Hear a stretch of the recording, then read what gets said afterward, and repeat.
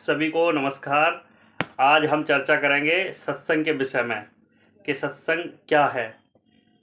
कहा है कि बिन सत्संग विवेक न होई और राम कृपा बिन सुलभ न सोई। यानी बिना सत्संग के हमारा विवेक जागृत नहीं होता है और राम की कृपा के बिना यह सुलभ नहीं है। रामचरितमानस में कहा है कि भक्ति स्वतंत्र सकल सुख खानी और बिन सत्संग न पावे प्राणी।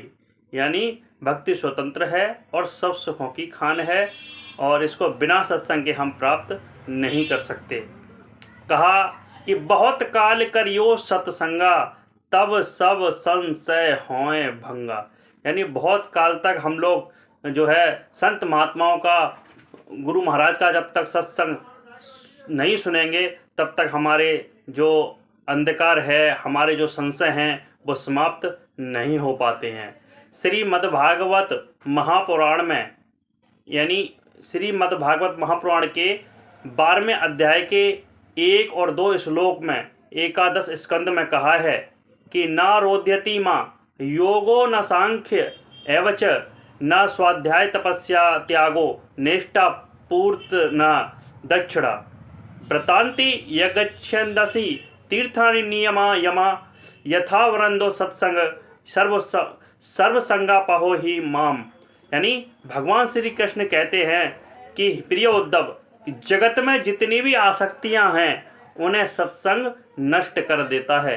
यही कारण है कि सत्संग जिस प्रकार मुझे बस में कर लेता है वैसा साधन ना योग है, न सांख्य है, न धर्म पालन है और ना स्वाध्याय है।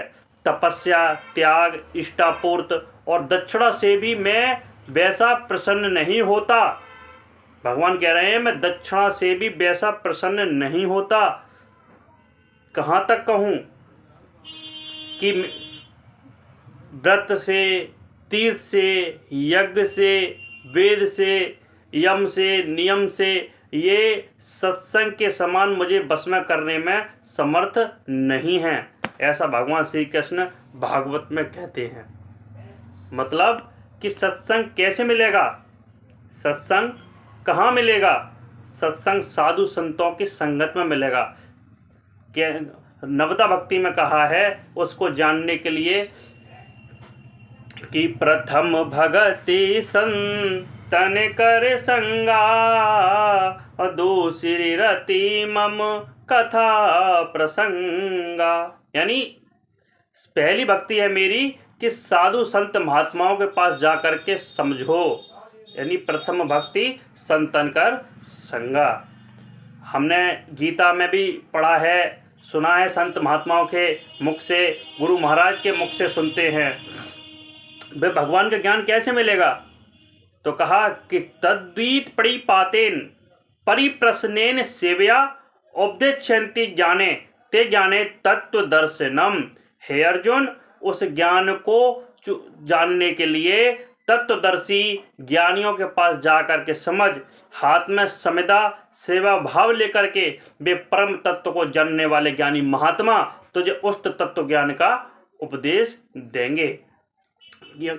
कहा है कि गुरुदेव ऐसे हों जो शब्द ब्रह्म वेदों के पारदर्शी विद्वान हों, जिससे वे ठीक ठीक हमें समझा सकें और साथ ही पर ब्रह्म में परिनिष्ठित तत्व ज्ञानी भी हों, ताकि अपने अनुभव के द्वारा प्राप्त हुई रहस्य की बातों को बता सकें। उनका जो चिंतन और चित्त शांत है और व्यवहार के प्रपंच में प्रवृत्त न हो, ऐसे हमारे गुरुदेव होने चाहिए। ऐसी तरीके से जो सत्संग है वो निर्मल मन में ही समाता है और सतगुरु महाराज के द्वारा उस पर ब्रह्म परमात्मा की प्राप्ति होती है। आप सभी लोगों को, हमको ब्रह्म परमात्मा की प्राप्ति करनी है। बोले श्री सतगुरुदेव महाराज की जय।